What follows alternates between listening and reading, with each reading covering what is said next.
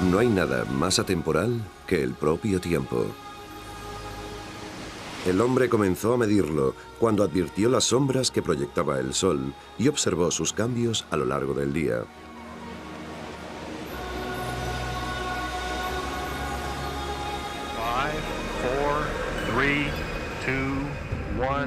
Hoy en día, los relojes atómicos, cuya precisión es de milésimas de segundo, lo controlan y miden todo, desde el movimiento de los satélites hasta los horarios de nuestros programas televisivos. Todos sabemos que los relojes miden el tiempo, pero ¿qué es el tiempo? Tiempo, constante no espacial en la que los acontecimientos suceden de forma aparentemente irreversible desde el pasado, a través del presente y hacia el futuro. El periodo durante el que una acción o proceso continúa, una duración medible o mensurable. Es una duración indefinida y continua, considerada como la dimensión en la que tiene lugar una secuencia de sucesos.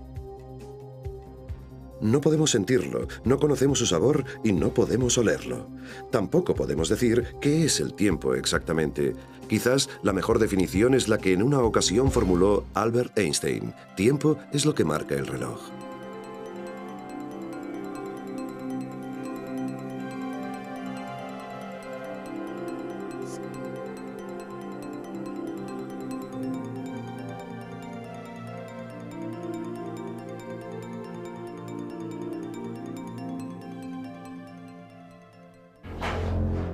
Miles de años atrás, el tiempo se medía con relojes mecánicos.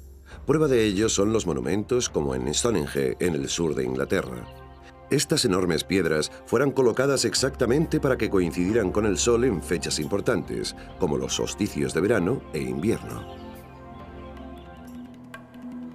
En el antiguo Egipto, enormes obeliscos proyectaban sus sombras encima de patrones circulares en el suelo que marcaban las horas. Eran relojes de sol gigantes.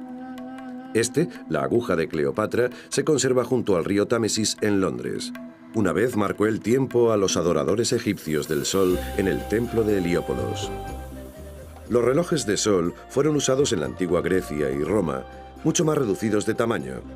En lugar de un gigantesco obelisco, había un pequeño palo llamado gnomen, que proyectaba su sombra en un plano graduado. Cuando el reloj de sol está alineado correctamente y el sol se mueve a través del cielo, la sombra del gnomen cae en el tiempo exacto del día en el reloj. En una obra escrita en Roma en el siglo III a.C., los personajes expresan su frustración con respecto a la creciente popularidad del reloj de sol. Los dioses confundan al primer hombre que descubrió cómo distinguir las horas. Le aturdieron tanto que fue capaz de concebir un reloj de sol, para acortar tristemente mis días en pequeños pedazos. Cuando era un niño, mi barriga era mi reloj de sol, pero hoy no puedo caer dormido a menos que el sol me deje espacio. El pueblo está lleno de estos confusos relojes. El cálculo horario en los antiguos relojes de sol no es igual a la actual medición horaria. Las horas variaban en duración según la estación del año. En verano, por ejemplo, las horas del día eran más largas que las horas de la noche. Esto significa que en verano había 12 largas horas durante el día y 12 horas más cortas durante la noche.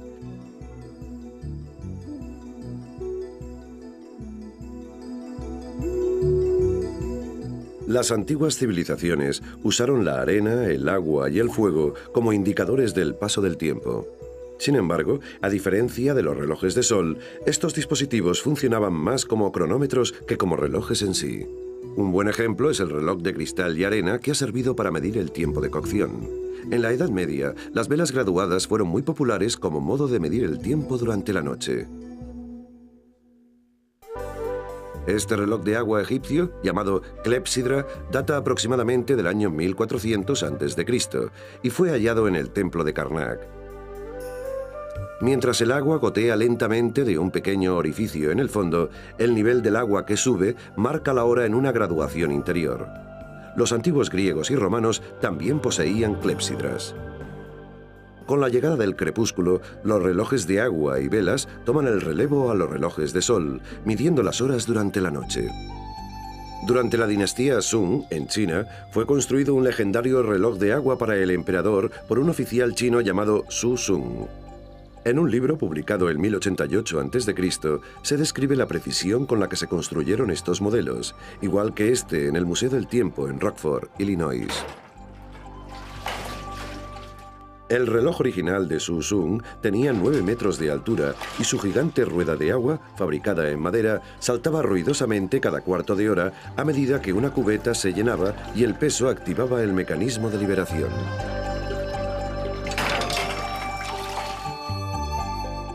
El reloj de agua también movía un dispositivo en el techo llamado esfera celeste que mostraba el movimiento de todos los planetas conocidos en la época. Su precisión como reloj es altamente cuestionable, pero su propósito principal era dar información sobre los cuerpos celestes. Para los chinos, esto era extremadamente importante, porque era la clave del futuro.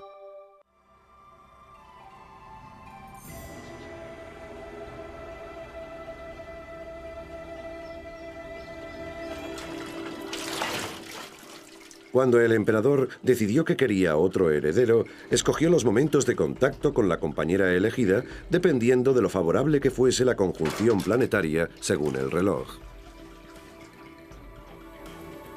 El reloj de Shusung dispone de un mecanismo de funcionamiento que presagió un avance crucial en la historia posterior de los relojes: el escape, que se encuentra en el centro de todos los relojes mecánicos, incluyendo los más modernos.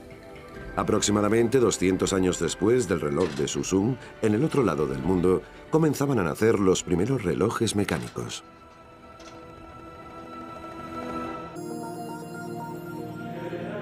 Durante la mayor parte de la Edad Media, el mundo continuaba confiando en el agua, las sombras y el fuego para conocer el tiempo. Pero entonces surgió un nuevo y revolucionario método de medición del tiempo. Hay pocas fuentes en que basarse, pero los expertos creen que el primer reloj mecánico fue construido en algún lugar de Inglaterra durante el siglo XIII.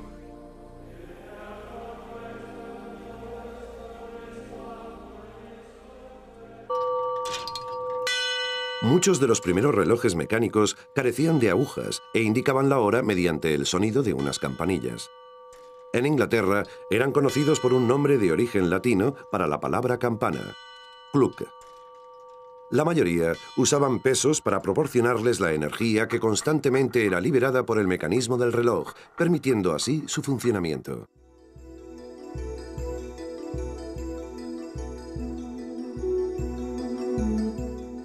En este punto es donde la función del escape adquiere importancia. Este controla la rotación de las ruedas dentadas, liberando de forma intermitente sus dientes de un engranaje diseñado especialmente. Este engranaje, al ser liberado, transmite el impulso necesario para mantener el continuo vaivén del dispositivo regulador. Este reloj suizo, fabricado en 1540, utiliza un dispositivo regulador llamado foliot, consistente en una barra con un pivote que se balancea hacia atrás y hacia adelante. En el momento de golpear la campanilla, se disparaba un poderoso cigüeñal. La primera descripción conocida del escape de un reloj la encontramos en 1364, en las notas de un auténtico hombre del Renacimiento, Giovanni de Dondi, profesor de medicina, astronomía y lógica en la Universidad de Padua, en Italia. Aunque la pista del reloj original se perdió, se realizaron varias reproducciones de este reloj. Además de medir el tiempo, los 7 indicadores de esta legendaria máquina informaban sobre la posición de los planetas conocidos, predecían los eclipses solares y proporcionaban información astronómica. Fue un importante logro de mediados del siglo XIV, y aún tendrían que transcurrir 2 siglos más hasta que algo más sofisticado fuera construido.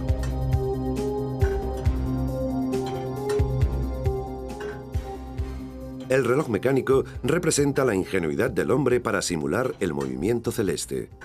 Posteriormente, el reloj fue reconocido como uno de los mayores descubrimientos y considerado una simulación de la creación divina. Estos instrumentos pasaron a ser considerados objetos sagrados y a menudo incluían imágenes religiosas como ángeles que representaban la parte positiva, la virtud, la sabiduría y el espíritu constructivo.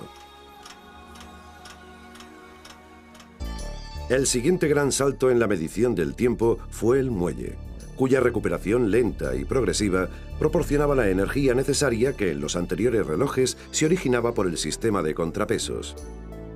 Los relojes de muelles o resortes, como este, fabricado en Francia en 1540, tenían la ventaja de ser portátiles.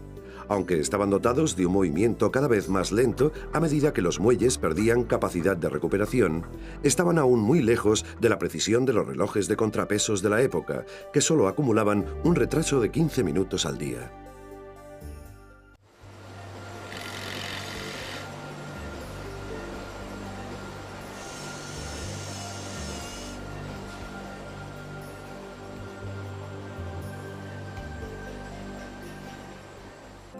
Seth Atwood, de 81 años de edad, viajó durante años reuniendo una de las mejores colecciones privadas de relojes del mundo. Estamos delante de un reloj que fue fabricado, digamos, en 1650 o incluso antes. Ante cualquier reloj, pensamos en la indumentaria de la época, el castillo o lugar en el que se encontraba el reloj y las personas encargadas de darle cuerda y su mantenimiento. Son piezas que han sido testigos de una vida que nosotros nunca veremos. Sitúense en una larga mesa de banquete en el año 1600, con un grupo de gente reunida para un banquete. El funcionamiento de este reloj se basa en que cada hora se mueve 46 centímetros. Tal vez estaba atado a algún tipo de carretilla en movimiento, en la que habría varias mercancías que la gente podía llevarse a su paso. Durante toda la tarde, el reloj estuvo balanceándose a lo largo de la extensa mesa, mientras la gente bebía alegremente a medida que llenaban sus estómagos. Igual que el reloj móvil del banquete, este reloj autómata fue fabricado en Augsburg, Alemania, hace el año 1600. Construido con piezas articuladas de gran originalidad, este reloj representó un asombroso avance en su época. Una vez colocado un contrapeso más bien pesado en el extremo del eje, automáticamente hemos creado un péndulo. Fue un reloj de péndulo desde su concepción, fabricado accidentalmente 50 años antes de que los relojes de péndulo estuviesen totalmente desarrollados. Se considera que a principios del siglo XVII, el científico italiano Galileo Galilei tuvo una experiencia casi mística en la Catedral de Pisa.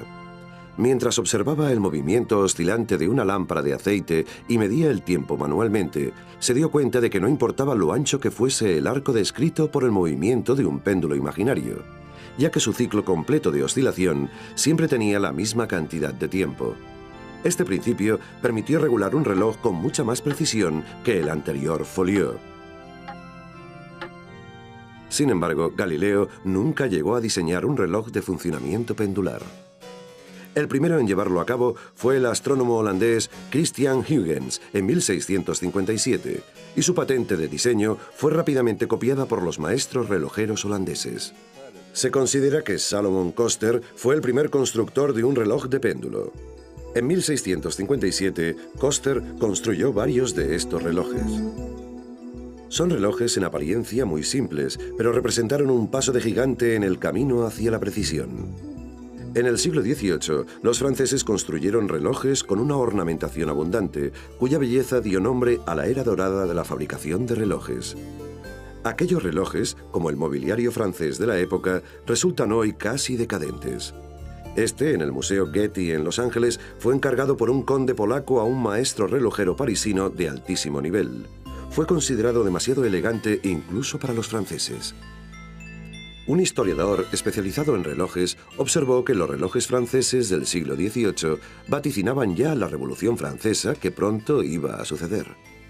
El Museo Húngaro cerca de Los Ángeles cuenta con varias obras maestras de origen francés, y a diferencia de otros museos, aquí se les da cuerda. Otros museos no dan cuerda a sus relojes porque opinan que eso provoca un mayor desgaste en sus mecanismos.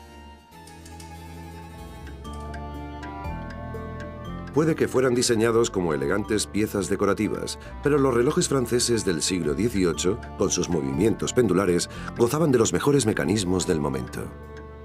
Comparados con los exuberantes relojeros franceses, los ingleses en el siglo XVIII construían relojes prácticos y robustos. Un relojero de pueblo, llamado John Harrison, fue un buen ejemplo de ello. De profesión carpintero y ebanista, posteriormente se dedicó a la construcción de relojes de madera. ¿Quién podía imaginar que este carpintero relojero resolvería el mayor problema científico de su época? Abrir los océanos a una navegación segura.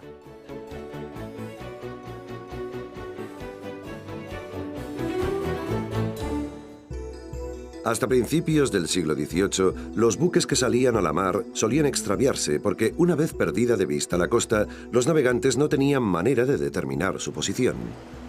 Esto se debía a que necesitaban conocer su latitud o posición norte-sur y su longitud o posición este-oeste. La latitud se podía determinar fácilmente midiendo la altura del Sol y las estrellas sobre el horizonte, pero determinar la longitud era algo mucho más complejo.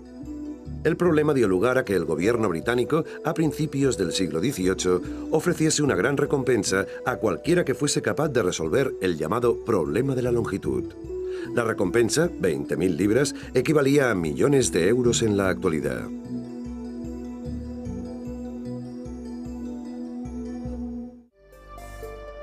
El conocido método de la distancia lunar requería conocer con precisión la órbita lunar y el momento exacto de su paso cerca de determinadas estrellas.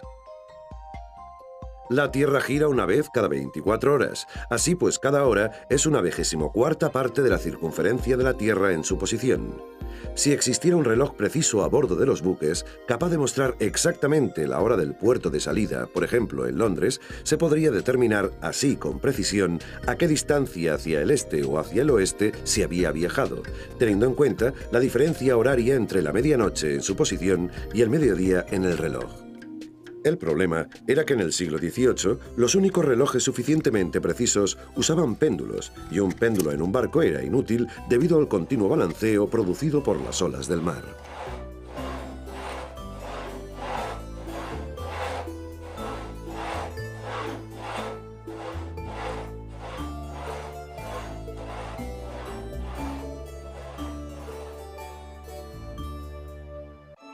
Harrison llegó a Londres en 1730 para conocer al astrónomo real Edmund Halley. Era común encontrarse con un astrónomo real en esa época, ya que Harrison residía en el Observatorio Real en Greenwich.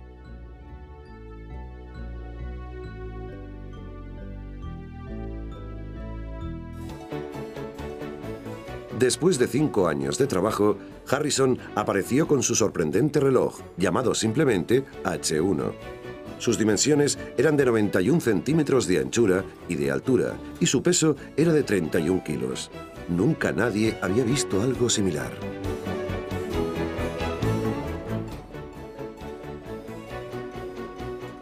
El reloj H1 de Harrison era una escultura móvil, además de una preciosa pieza de arte y una máquina de medición horaria extremadamente precisa. Para este reloj sabía que no podía utilizar el péndulo. Debido a que todos sus mecanismos móviles están contrapesados y controlados por muelles, el H1 era totalmente inalterable a la gravedad. Harrison también solucionó el inconveniente de los cambios de temperatura a bordo del buque. El H1 fue motivo de celebración en Londres. Todo el mundo, desde científicos a personalidades destacadas, querían verlo. El reloj mantuvo la hora de forma impresionante durante las primeras rutas marítimas. Pero el increíble reloj H1 de John Harrison encontró en su inventor a un duro crítico.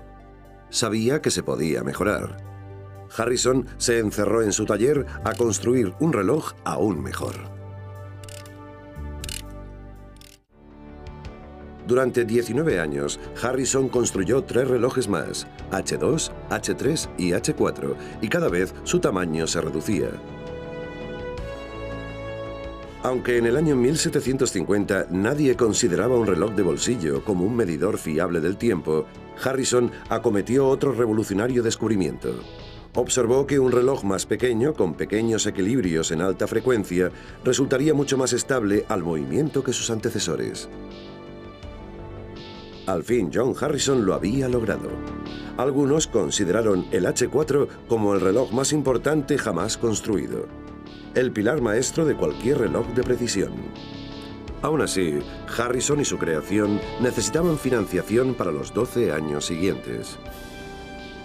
Él tuvo la idea, desarrolló el concepto, lo fabricó, y entonces, por ser una persona totalmente desconocida, se le negó credibilidad a pesar de todos sus esfuerzos y genialidades. Finalmente, la situación se resolvió cuando el rey Jorge III invitó a Harrison y su creación a una audiencia. El rey, que tenía un ávido interés por los temas científicos, fue comprensivo al oír la historia del injusto trato de que Harrison había sido objeto.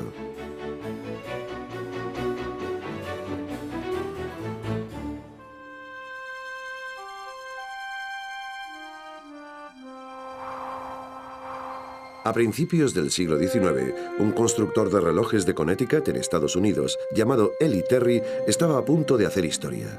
Dos hombres de negocios de la ciudad le ofrecieron un contrato para entregar los 4.000 relojes de madera en un periodo de 3 años. Para conseguir el objetivo, tuvo que emplear técnicas inéditas.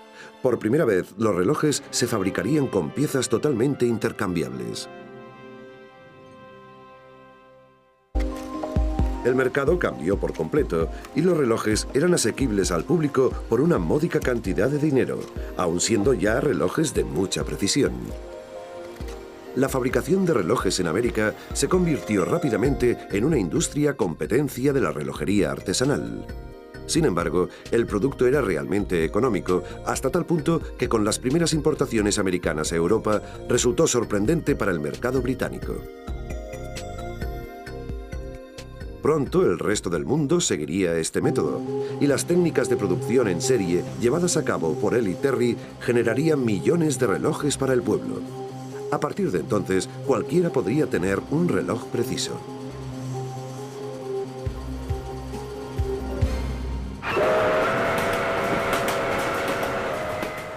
Con la construcción del ferrocarril en Estados Unidos en el siglo XIX, una ligera confusión sobre la hora podía resultar mortal.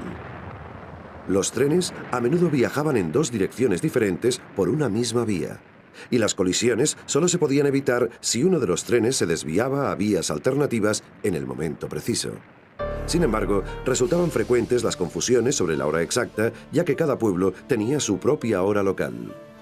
Se avisaba a los maquinistas sobre dónde se esperaba que llegasen, en qué punto exactamente, y acordando sobre todo quién de los dos tendría preferencia sobre el otro y quién se desviaría a la vía alternativa. Cuando todo funcionaba, no había ningún problema, pero si no era así, la catástrofe estaba anunciada y servida.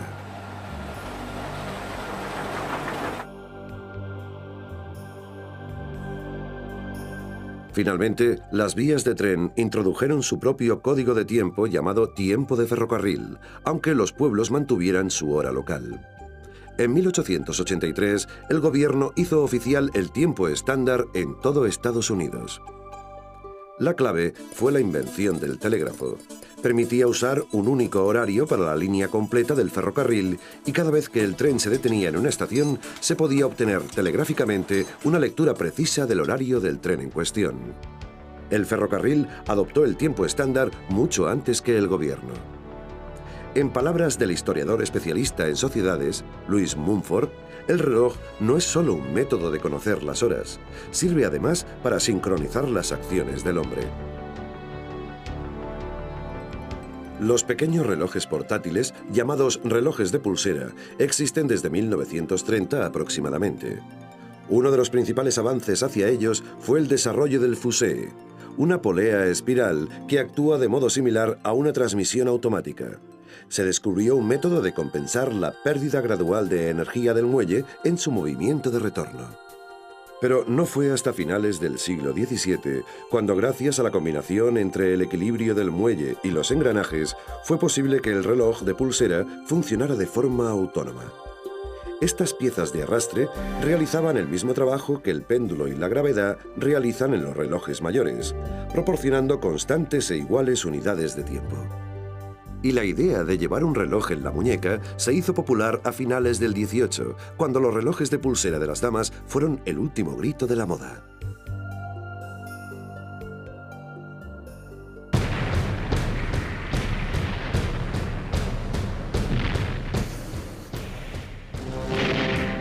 Después de la Segunda Guerra Mundial, el reloj de pulsera se convirtió en un artículo superventas para hombre, incluso más que para mujeres. Las fábricas de todo el mundo no daban abasto. Hacia el año 1930, 3 compañías de relojes americanas, la Elgin, la Hamilton y la Wallman, habían sobrevivido a 100 años de fabricación de relojes. Sin embargo, todas las compañías relojeras americanas estaban perdiendo terreno con respecto a las suizas, que producían relojes más finos y elegantes. Pronto, Suiza controlaría más del 60% del mercado mundial del reloj de pulsera.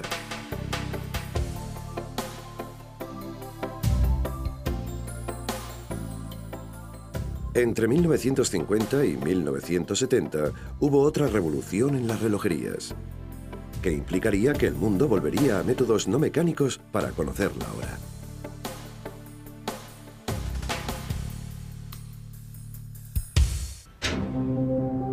En todos los relojes es necesario un suministro constante y uniforme de pequeñas unidades de tiempo. Posteriormente, la energía provendría del movimiento oscilatorio del péndulo y luego del balanceo de una rueda de equilibrio. Pero el próximo salto adelante en la precisión sería generado por el movimiento más rápido y reducido de vaivén de un pequeño cristal de cuarzo. Si aplicamos una corriente eléctrica a un cristal de cuarzo, este vibra a una frecuencia constante. El reloj de cuarzo, inventado en 1928, es mejor que un reloj mecánico, porque la regularidad de su movimiento repetitivo no puede verse alterada por engranajes o mecanismos de escape. Aún así, no fue hasta 1969, con el desarrollo de la microelectrónica, que los relojes de cuarzo empezaron a revolucionar la industria de los relojes de pared y de pulsera. Los suizos lucharon contra la revolución del cuarzo en 1983 con el Swatch, un nuevo reloj de bajo coste que funcionaba con energía eléctrica, basado en el movimiento de la antigua mecánica y que rápidamente se convertiría en uno de los relojes con mayores ventas del mundo. En los años 50 fue desarrollado un nuevo tipo de reloj aún más preciso que el reloj de cuarzo. Utilizaba el movimiento de vaivén de las partículas del interior del átomo para medir el tiempo. Fue el primer reloj atómico construido en 1955 y su precisión ofrecía un retraso de solo un segundo cada 300 años. El Dr. Ramsay desarrolló la última fase del reloj atómico aplicando hidrógeno, cuya precisión es de un segundo cada 17 millones de años. Sin embargo, Ramsay no tenía ni idea de que su investigación atómica le llevaría al negocio de los relojes. Su estudio ayudó a crear el mayor salto en precisión en toda la historia de la relojería. Su precisión está en uso actualmente en gran variedad de campos: control de satélites, medición de mareas terrestres, mantenimiento de telescopios y calibración de equipos médicos. El reloj atómico provocó también algunos cambios en las reglas de la relojería.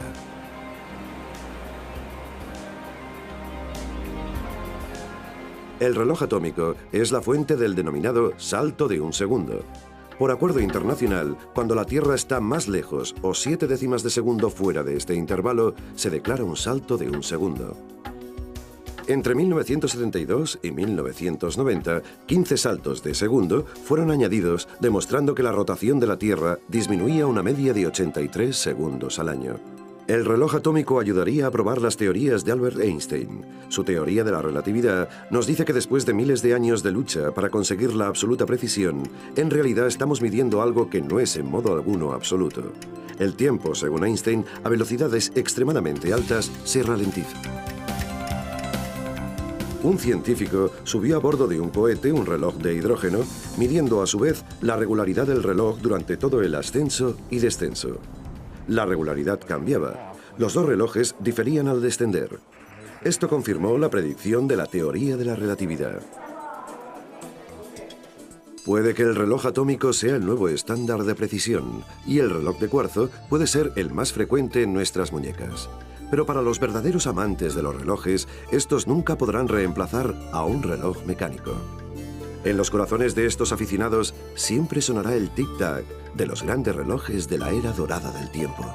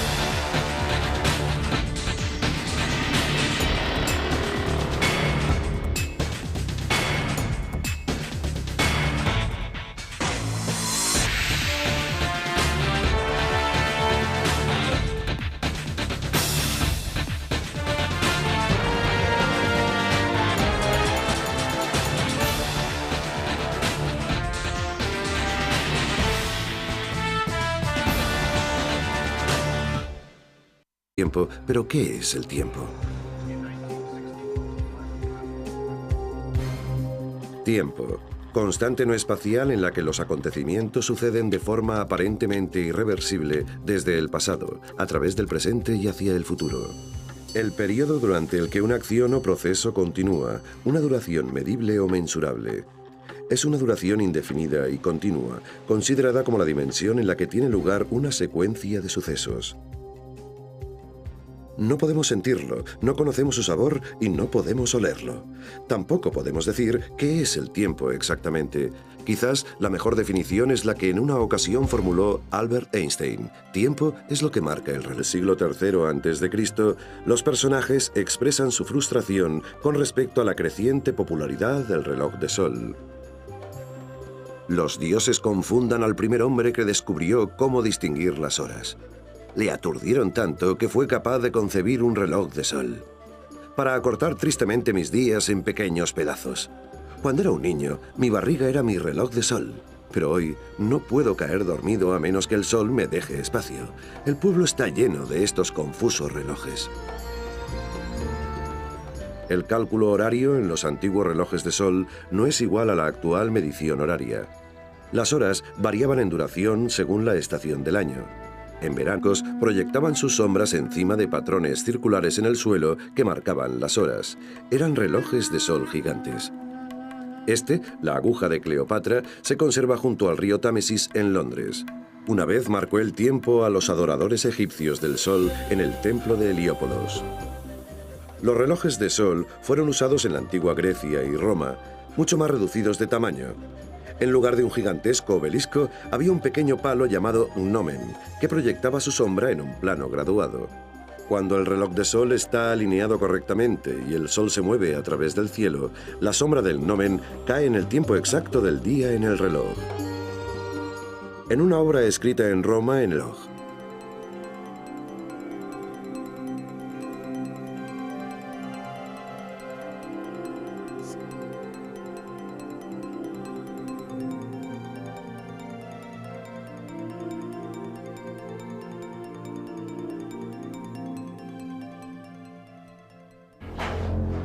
Miles de años atrás, el tiempo se medía con relojes mecánicos.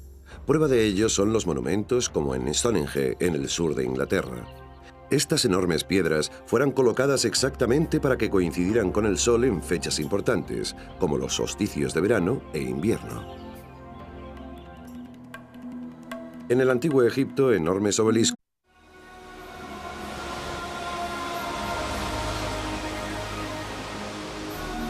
no hay nada más atemporal que el propio tiempo. El hombre comenzó a medirlo cuando advirtió las sombras que proyectaba el sol y observó sus cambios a lo largo del día.